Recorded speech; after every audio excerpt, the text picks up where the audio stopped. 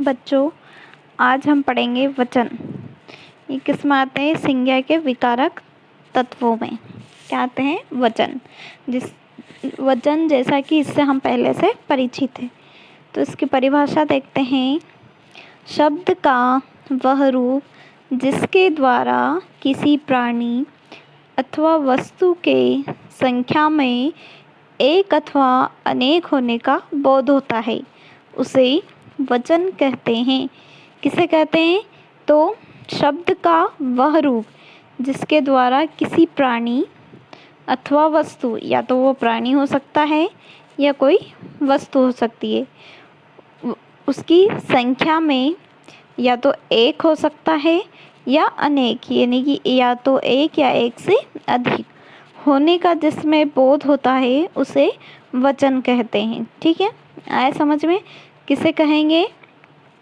शब्द का वह रूप जिसके द्वारा किसी प्राणी अथवा वस्तु के संख्या में, यानी कि उसकी संख्या में एक या एक से अधिक होने का जिसमें बोध होता है, उसे वचन कहते हैं। ठीक है, जैसे देखो, उसके पास छाता है, उसके पास छाता है, तो अब छाता यहाँ किसका बोध करा रहा है? एक का, है ना। ऐसे ही अगला उदाहरण, उसके पास छाते हैं, तो छाते यहाँ किसका बोध करवा रहा है? एक से अधिक का। ठीक है, इसी तरह आगे हम देखते हैं। इस प्रकार संख्या के आधार पर वचन के कितने प्रकार होते हैं? 2 प्रकार होते हैं, एक वचन और बहुवचन, है ना। तो संख्या के आधार पर वचन 2 प्रकार के होते हैं, एक वचन, बहुवचन। पहला है एक वचन, जो शब्द एक होने का बोध कराए वह एक वचन कहलाते हैं। यानी कि जिन शब्दों से उसके एक होने की या उसकी संख्या के एक होने का पता चले, तो वो क्या कहलाएगा? एक वचन कहलाएगा। ठीक है, आया समझ में? अगला है, जैसे उदाहरण देखो, बच्चा मैदान में खेल रहा है, तो यहाँ क्या है? बच्चा, बच्चा क्या है? एक वचन है ना, तो इसकी संख्या क्या हुई? एक। ठीक है, बच्चा शब्द क्या है? एक वचन है, इसलिए इसकी संख्या क्या हो गई? एक।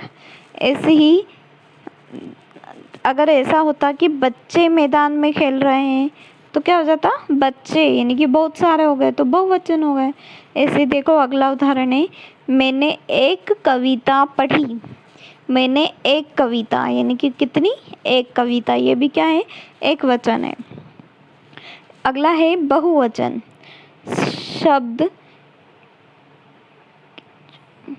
शब्द का जो रूप किसी वस्तु अथवा प्राणी का संख्या में उसके एक से अधिक होने का बोध कराए, उन्हें क्या कहेंगे? बहुवचन। यानी कि बहु यानी कि बहुत सारा। तो बहुवचन का अर्थ क्या हुआ? कि जिसमें किसी वस्तु अथवा प्राणी की संख्या में एक से अधिक होने का बोध कराए, उसे क्या कहेंगे?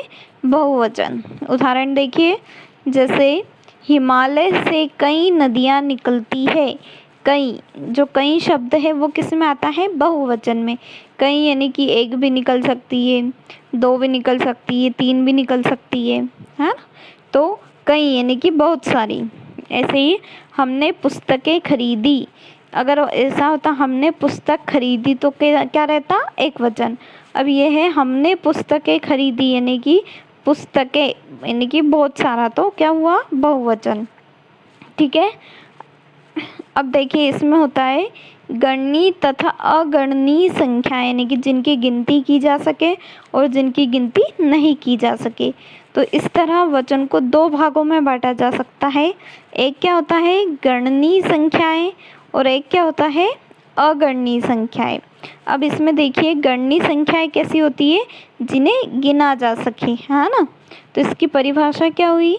जिन संख्याओं को गिना जा सकता है वे गणनीय संख्याएं कहलाती है ना। तो इसकी सरल सी परिभाषा क्या हुई? कि जिन संख्याओं को गिना जा सके वो गणनीय संख्याएं कहलाती है। जैसे दरवाज़ा, घर, बच्चा, पुस्तक, पेन, कॉपी, है ना। तो इन सबको क्या किया जा सकता है, गिना जा सकता है। इसलिए ये क्या संख्या हुई, गणनीय संख्या है ना। ऐसे इसके उदाहरण कहीं आप भी लिख सकते हो। अगला है अगणनीय संख्याएं, यानी कि जिनकी गिनती नहीं हो सकती है ना।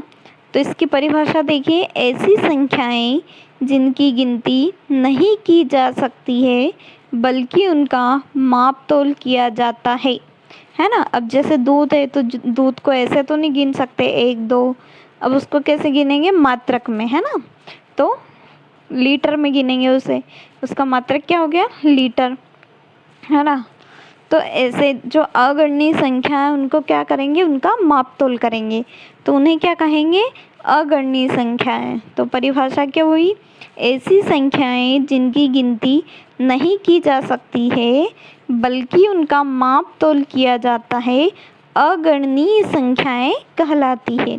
जैसे देखो तेल, तो तेल को किस में लिखते हैं, लीटर में। कपड़ा, है ना, कपड़ा। और दूध, चीनी, किलो में। सोना, चांदी, ये सब क्या है, इनका क्या करते हैं, माप तोल करते हैं, है ना। इनको ऐसे नहीं गिन सकते 1 सोना 2 सोना, है ना। तो ये क्या हुई, अगणनीय संख्याएं। तो वचन कितने प्रकार के हुए, यदि पूछा जाता है वचन कितने प्रकार के होते हैं तो क्या आएगा, वचन 2 प्रकार के होते हैं, ठीक है, एक वचन और बहुवचन। और यदि पूछा जाए कि वचन को कितने भागों में बांटा गया है या कितने भागों में बांटा जा सकता है तो उसमें क्या लिखोगे, 2 भागों में, एक कौन सा, गणनीय संख्याएं, और एक कौन सा, अगणनीय संख्याएं, ठीक है। अगला है आपके लिए अभ्यास के लिए प्रश्न है। पहला प्रश्न है, वचन किसे कहते हैं, वचन किसे कहते हैं। अगला है, वचन कितने प्रकार के होते हैं, नाम लिखिए। तो इसमें क्या करना है, कितने प्रकार के होते हैं वो लिखना है और साथ में उनके नाम लिखना है। अगला, गणनीय संख्याएं किसे कहते हैं, ठीक है। और चौथा क्वेश्चन है, अगणनीय संख्याएं किसे कहते हैं, अगणनीय संख्याएं किसे कहते हैं, ठीक है। तो ये हमारा वचन वाला चैप्टर समाप्त हुआ। Thank you.